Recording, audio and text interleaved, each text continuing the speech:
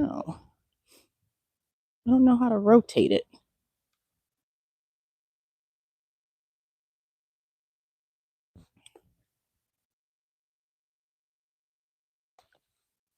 Look at the snow on the ground. It is beautiful. It is super bright out here, guys. But guess what? I love it. All of nature. First, giving honor to the Most High for waking me up this morning, blessing me and keeping me, giving me another chance to be better today than I was yesterday. Yes. I got to get this in order. Let me figure this out. I want to walk and talk, but I got too much going on. And I cannot figure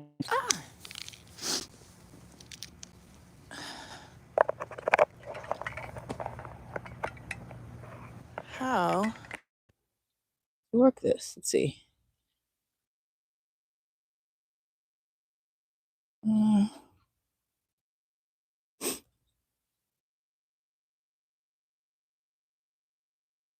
Oh, there we go.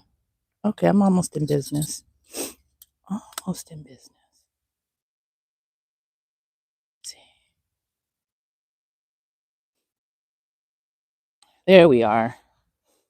There we are. Anyways, I hope everybody's having a lovely day. I'm grateful to be here, grateful to be alive, grateful to experience nature.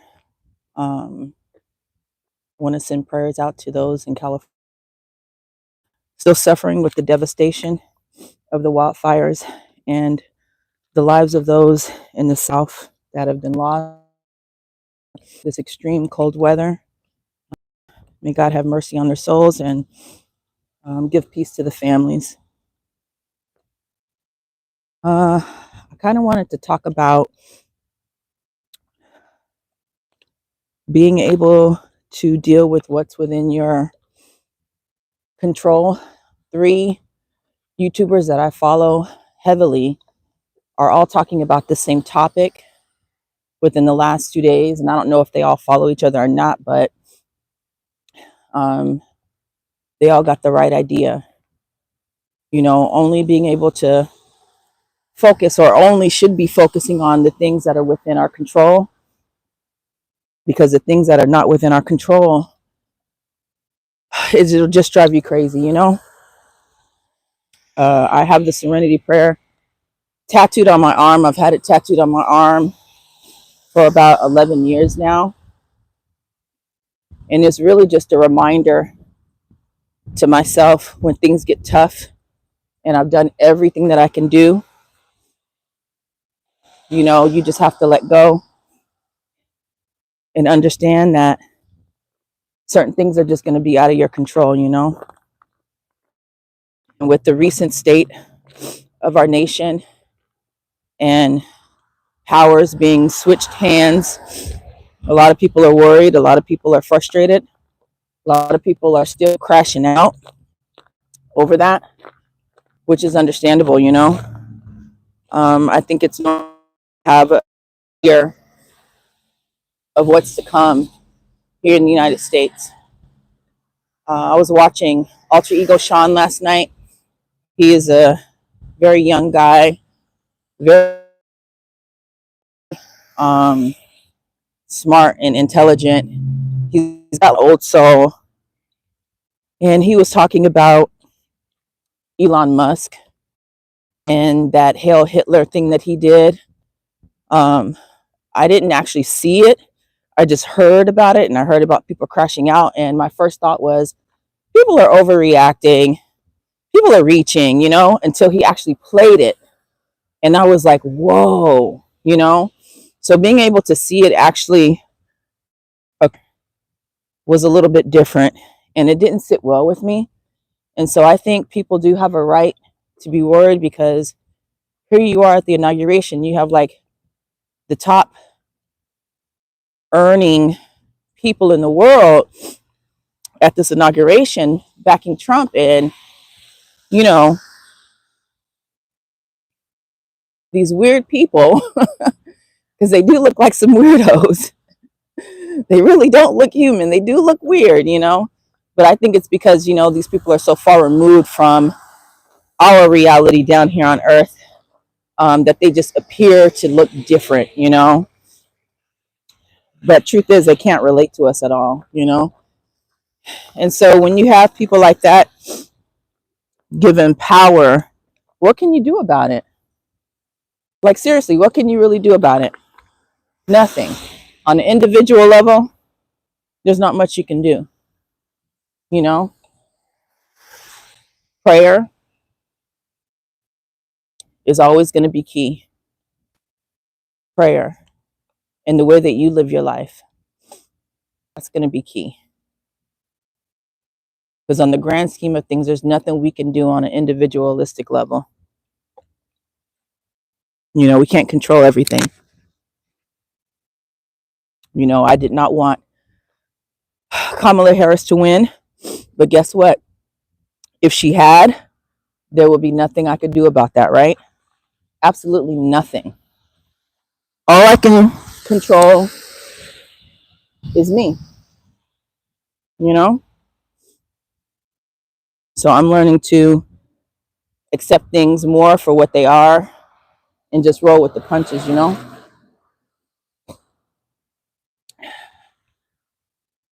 He said, niggas be in full bang mode. What's bang mode? You talking about people crashing out? Yeah, they be doing too much, you know? Um, I'll tell you what, coming online, looking at social media, looking at news, listening to different people's perspectives will really increase your anxiety. When I was sick with the flu a couple weeks ago, I couldn't do anything but play old classic TV in the background and just lay in my bed. And do you know, even though my body felt like I was dying, that was probably the most peaceful time because I wasn't thinking about what everybody else is thinking about. I wasn't consumed with everybody else's thoughts and opinions on gender wars and the LGBTQ community and Donald Trump and like, I didn't think nothing about it, you know? And as soon as I felt better, I got back on social media like a dummy. And that anxiety level just went right back up, you know? Even when I was feeling bad last week, I was paying attention to certain things and how my body was reacting to things. And it was like, as soon as I got on social media, that's when my body would have this visceral reaction, you know? And if that's not a clear cut sign that, hey, you might want to cut it out, I don't know what is, you know? I think oftentimes a lot of people get what's going on online confused. What up, Joshua? That's right, Trump 2025, baby. I think a lot of people get what they see right here on these devices confused with what's really happening in real life. I think it's either one or two things. I think that everything that you see online is just online, right? Because all of the commentary, the controversy, and all that, I don't see that shit in real life. Like when I go to meetings or volunteer or grocery shopping, or I don't see none of that stupid, ignorant, crazy shit. Like I just don't. I don't see people treating other people crazy. I mean, it does happen, right? We know that. Like I literally just talked about my neighbor. It does happen. Do we spill our innermost demonic and satanic thoughts only online, but in real life we're fake, we're hiding it, and we're educating everybody that we're around? Is that a possibility too? Because we do know there's some thumb thuggers or whatever they call them, keyboard warriors that will say a whole bunch of crazy shit online, but in person, they speak in a whole different tune. You know, I've maybe had two instances where I've had, conversations with people I actually knew or in person, um, where we've had conversations about different things, gender wars and stuff like that. But at the end of the day, we were able to come to a common understanding. Whereas online, we're all at each other's throats. And it's really sad to see. It's really interesting to see, because on a day-to-day basis, I don't have those conversations. On a day-to-day basis, I don't have um, female friends that are 304s doing all of the crazy, heinous stuff that we see online. Like, I just don't. So is it all just for online? Or are people being fake one way online and then in person a whole nother way out in the real world? Oh shit! I almost slipped on some ice, y'all. That would have been funny, but horrible for me in the long run because I'm old. I'm not trying to break a hip. But what do y'all think? Do you guys think the key is just getting off a line? Like, if what's going on in the world is causing you to have anxiety, causing you to feel stressed out, causing you to feel alone, causing you to feel like you can't relate to anybody, or you just want to isolate, should you just get offline? I think so. I think that's the key. I think most of our anxiety is coming from what we see online and not what's really occurring in real life. Are there a-holes in real life? Absolutely. Are there people that do the wrong thing in real life? Absolutely. But how often are we really encountering a lot of that? I'm not. And I'm in the world. I don't hide, you know? So just want to reiterate, work with what's in your sphere of control. Are we limited to what we can do? Absolutely. You know why? Because whether you know it or not, everybody is dealing with something. Everybody's got something going on. Online, it may look like everybody's got it together, right? Because we all want to put our best foot forward and show the goodness of us and all of the, great things that are happening. But at the end of the day, every person has something they're battling. I promise you. Some of us are dealing with stuff that others wouldn't even be able to touch, right? But that's because of God's grace and mercy. He knows who can handle what. So if you're already battling something, there's only so much you can do anyway. Just do the best, really. Just do the best that you can with what you got. Constantly be improving in your life, financially, emotionally, spiritually, mentally, physically, financially, every single day. Just one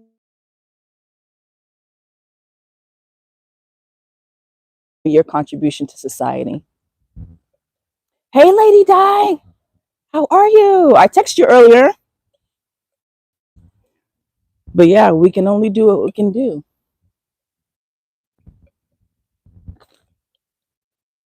And if you're feeling like every time you get online, you feel in some kind of way, get off of it. That's what I'm going to do. That's one thing I literally noticed about my body was it was a weird visceral reaction to as soon as I click on, it's like, oh, why do I keep doing it though? What do we call that? Cognitive dissonance, knowing that something ain't good for you, but yet you continue to do it. Why are we like this? I don't know.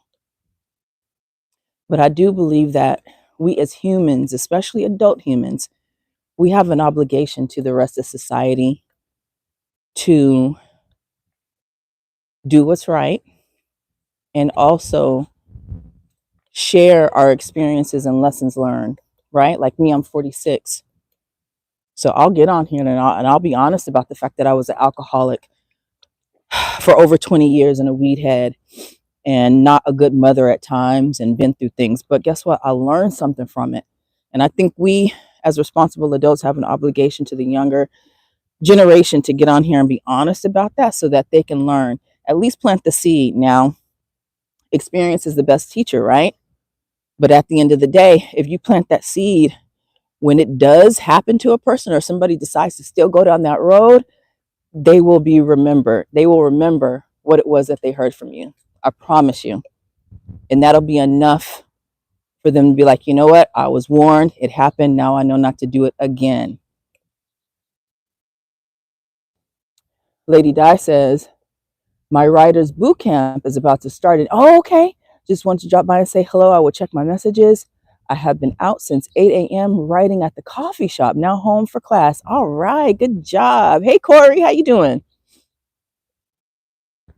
Good job, Lady Di. Good luck on that workshop. I should enter it with you and get that going. I have like 10 million things I'm working on, and I need to buckle down and just focus on one, get that done, and then work on the next. So good job. You got to keep me posted and let me know how that goes. I'll be emailing you soon as well. But yeah, I think we as adults have an obligation, to our community and to each other to share those wins and those losses in order to help the next generation get better. But it all starts with self. I think just self-improvement every single day, one drop of doing something different and better is a good starting point. All of us don't have the physical, mental, emotional, financial capabilities of saving the world or saving this community, but you have to work within what's within your control and what you do have access to. If you are an influencer and you have a lot of people that follow you and believe in you and love you and admire you, if you're online spreading the good news, spreading messages, you doing your part. And then there are those of us that have money and means to get organizations started. There are those of us that fight the good volunteer in our community. As long as you're doing something, I think that's what matters. Lady Di says, I have learned so much. It is better than I thought it would be. Okay, good. You got to keep me posted. Let me know how it goes. Let me know I got a boo. Y'all, listen, this man bought me some coffee yesterday, y'all. And I thought I was all that in the bag of chips. I was like, I knew I still had it. I knew I still had it. But he didn't say anything, all right? He told the lady that was doing that was ringing me up, that he got it. But he didn't say nothing. He was just cheesing, smiling. So I knew it was from him. He didn't say anything. So I left. I go get in my car. There's a car outside with a woman in the passenger seat waiting on her man. I said, no wonder he ain't say nothing. He got somebody. But guess what? It was good enough for me. It was enough for me to feel like, you still got it, girl. Check out some of my videos that I recently put up. It would be much appreciated. And he's priming you. What does that mean? What is priming? Like getting me ready? Who is that? Mosaic? My hands are numb, okay? And they're actually starting to hurt because it's just that cold outside.